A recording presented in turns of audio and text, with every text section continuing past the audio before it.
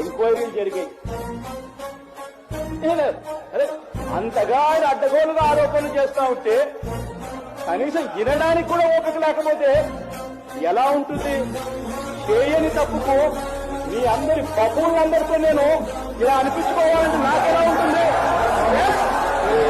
Challenge చేసి చెప్తా ఉన్నా, నీకు దమ్ము ధైర్యం ఉంటే నువ్వు రుజువు చేయి, నేను రాజీనామా చేస్తా. లేదంటే చంద్రబాబు నాయుడు రాజీనామా చేస్తాను. గట్టిగా సవాల్ విసురుతున్నా నేను. Challenge challenge challenge